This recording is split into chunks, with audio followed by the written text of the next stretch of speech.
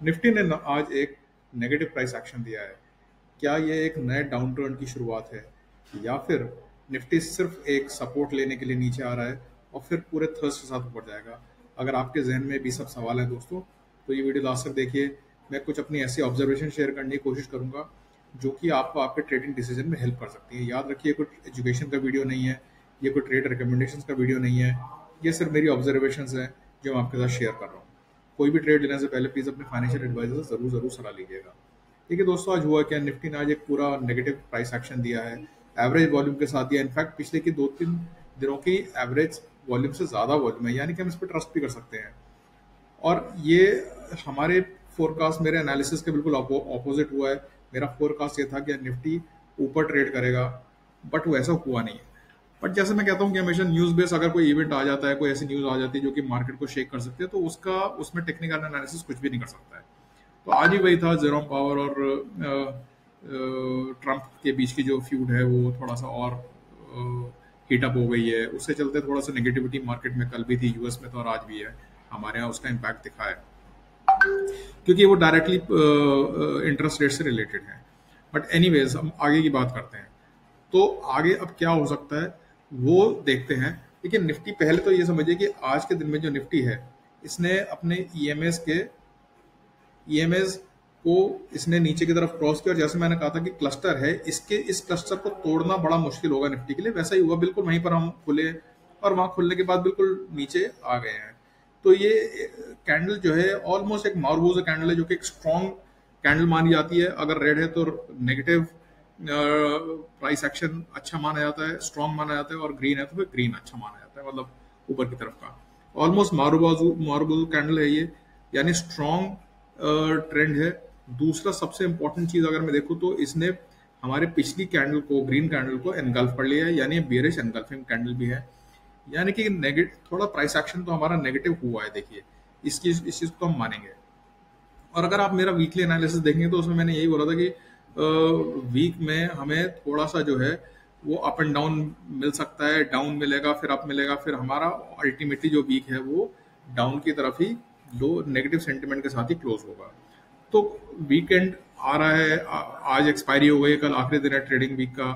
और negative price action मैं कल भी एक्सपेक्ट कर रहा हूँ, ट्रेंड एनालिसिस को करते हुए और डेटा को देखते हुए मुझे लगता है कल का प्राइस एक्शन भी हमारा सेंटीमेंट ओवरऑल लो ही रहेगा। प्राइस हो सकता है कि पहले घंटे में थोड़ा साइडवेज या लोअर खुलने के बाद हम थोड़ा सा एक अच्छा मोमेंटम अपसाइड की तरफ देखें, बट फिर अल्टीमेटली दिन का खत्म होते होते तक मुझे लगता है कि हम नेगेटिव साइड पर ही, नेगेटिव सेंटीमेंट के साथ ही पूरा दिन ट्रेड करेंगे और क्लोज भी होंगे।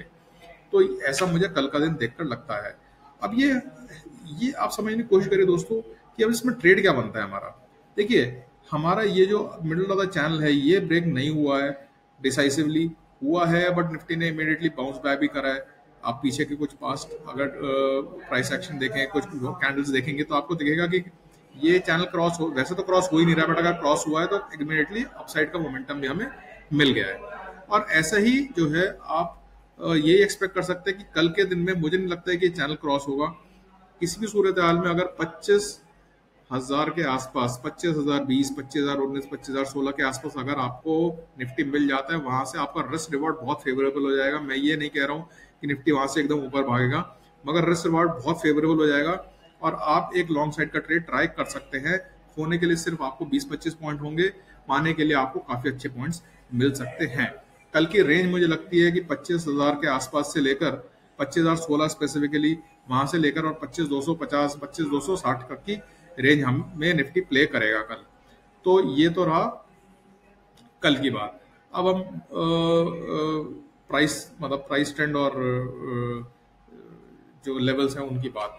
अब मैं ओआई चार्ट की अगर बात करता हूं तो आज एक्सपायरी थी, एक्सपेक्टेड था। देखिए, कुछ भी इस तरह का वाइल्ड मूव तो एक्सपेक्टेड था, बट कल के लिए अगर हम, मतलब नेक्स्ट एक्सपायरी के लिए अगर हम देखते हैं तो आप देखेंगे कि कॉल राइटर का अभी भी दबदबा है। कॉल राइटर्स ने अभी भी अगली एक्सपायरी के लिए पहले दिन ही बहुत अच्छी पकड़ बना ली है। 5.74 सीआर कॉल्स रिटर्न है, 4.3 सीआर पुट्स रिटर्न है सिस्टम में। मगर ऑप्शन चेन को अगर हम देखेंगे तो ये इक्वेटेड ऑप्शन चेन नहीं लग रही है। आप देखिए, कॉल राइटर्स ने बहुत जबरदस्त 25,200 के ऊपर अपनी बिल्ड करी है और 25,200 के बाद 25,500 पर, और बीच में भी काफी अच्छी पुट कॉल राइटिंग तो हुई है। पुट राइटर्स ने जहां पकड़ बनाई है वो है 2500 और उसके बाद सीधे 24,900। तो 25,000 पे है पुट ऑलरेडी है, बट फ्रेश की अगर हम बात करें तो 25,900 और पीछे की तरफ ही पुट राइटर बैठा हुआ है। यानी कि ये ऑप्शन चेंज जो इस तरह की बनती है ना, इसमें दोनों तरफ के मूव बड़े इजीली पॉसिबल होते हैं। कैसे?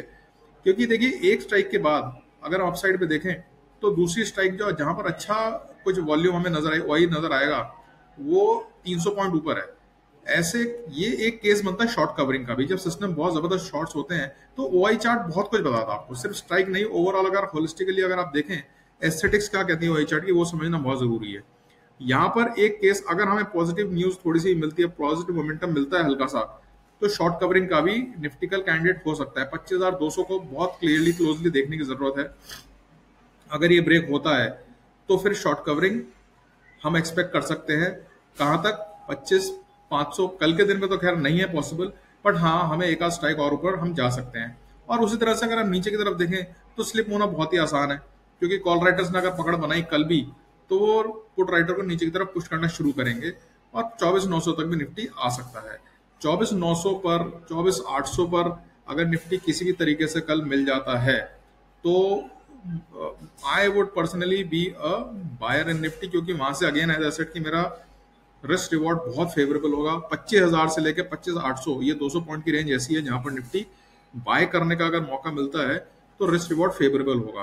तो 200 पॉइंट खोने के लिए, मतलब 200 पॉइंट की रेंज है जहां पर निफ्टी को पकड़ सकते हैं, और पाने के लिए मुझे लगता है कि हमें फिर वहां से 400-500 पॉइंट का मूव या उससे ज्यादा का भी मूव देखने को मिल सकता है। बट एग्जैक्ट ट्रेड क्या लेना है, क्या आप सोच रहे हैं, ये सब चीजों के लिए आप अपने फाइनेंशियल एडवाइजर से सलाह लीजिए दोस्तों। ये मेरा एक एनालिसिस था जो कि मुझे लगा कि आपके मैं अपनी ऑब्जर्वेशन आपके साथ शेयर करूं।